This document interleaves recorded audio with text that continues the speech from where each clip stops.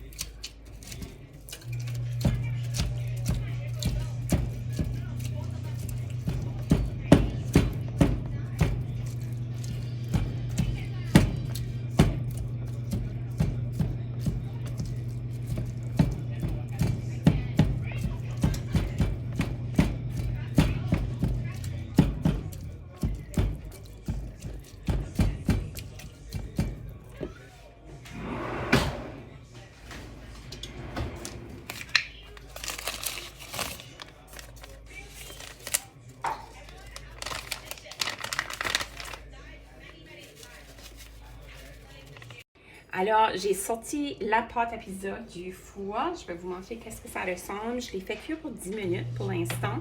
Le mélange, ça me dit de le faire cuire en 17 à 20 minutes, mais vu que je fais pas des biscuits, donc j'ai aplati la pâte et non faire une boule, je pense que ça peut peut-être prendre seulement 15 minutes. Donc, c'est pour ça que je m'ai dit, je vais le faire 10 minutes. Je vais rajouter la sauce marinara que j'ai rajouté, juste une canne de tomates ondées avec l'épice marinara. Super facile, super rapide. Ensuite, je vais placer du fromage, de la viande hachée que j'ai fait cuire dans le micro-ondes. Elle était congelée, donc ça m'a pris à peu près 7 minutes pour la faire cuire. J'ai ajouté des épices à taco avec. Puis si ma viande hachée avait été fraîche, comme du magasin, pas congelée, bien décongelée, on devrait dire, ça aurait pris environ 5 minutes. Donc, c'est vraiment rapide, puis même 7 minutes, c'est rapide aussi, même pour de la viande hachée qui était congelée. Donc, vous pouvez placer par la suite le type de légumes que vous voulez sur votre pizza. Moi, je vais probablement rajouter des olives vertes parce qu'on aime bien manger ça sur la pizza. Fait que je vous reviens dans quelques minutes, puis je vous donne le verdict si que ça a pris juste 5 minutes dans le four, une fois les ingrédients dessus. Puis je vais vous donner le verdict si c'est bon ou c'est pas bon. Fait que revenez dans quelques secondes, vous allez voir la pizza toute prête.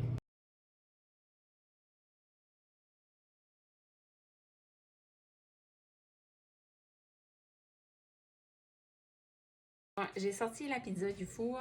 Je dois vous dire, j'ai dû placer un petit peu plus longtemps. C'est que vu que c'est la première fois, comme je disais au début de la vidéo, j'avais aucune idée quoi m'attendre. La prochaine fois que je ferai la pizza, je pense, au lieu de le faire juste cuire 10 minutes, je le ferai peut-être cuire comme les 15 minutes au moins. Ensuite, de mettre mes ingrédients, puis ensuite, juste vraiment me faire le fondre le fromage, vraiment, là, 2-3 autres minutes après ça, puis là, ça serait prêt. Fait que j'ai probablement mis 23 minutes total pour la pizza dans le four. Fait que je vais vous montrer un petit morceau. Puis c'est vraiment pratique, c'est ça, si vous n'avez pas déjà utilisé votre tourneur pour les œufs. Moi, j'aime bien l'utiliser, c'est ça, pour couper ma pizza. Donc, c'est certain que c'est de la pâte qui est quand même... c'est pas croustillant, là, à ce point-ci. Mais c'est ça, j'ai goûté quand même un petit morceau, puis c'était vraiment bon. Ça fait que je vais mettre un petit morceau dans mon assiette. Je vais fermer mon four, puis je réalisais que... Pas que je l'avais laissé allumer. On va mettre un petit morceau là. Une petite bouchée, puis c'est comme je dis, la prochaine fois, je serai probablement un petit peu plus longtemps, donc comme ça que la pâte pourrait venir plus croustillante, parce que c'est certain que là, elle va absorber un petit peu du jus de la sauce, donc c'est vraiment... Oh mon Dieu, c'est bon. Vraiment bon. Puis, je sais pas si vous l'avez vu dans mon vidéo, j'ai préparé la pâte, j'ai rajouté un petit peu d'assaisonnement italien dedans. Donc, c'est délicieux. Je vous le suggère vraiment si vous avez le sachet à la maison ou encore si vous ne l'avez pas, vous voulez le commander, envoyez-moi un petit message, ça va me faire plaisir. Puis italien, super bon. Dernière petite chose avant que je termine mon vidéo. J'avais du reste de sauce marinara. Donc, j'ai juste placé dans un petit pot de préparation. Vous pouvez voir ici, j'ai à peu près une tasse. Puis, ce que j'aime, je vais juste le fermer là. De dégâts. Ce que j'aime, c'est qu'ensuite, là, il est prêt, je peux le mettre au congélateur. Donc, si j'ai besoin de la sauce, c'est une journée, je fais un autre pizza, mais je peux le sortir, puis ça, je le sais que ça fit, ça peut faire la taille, la plus petite panne que j'ai utilisée aujourd'hui. Si j'étais pour faire la pleine portion, donc 2 sachets de biscuits, ça me prendrait deux pots.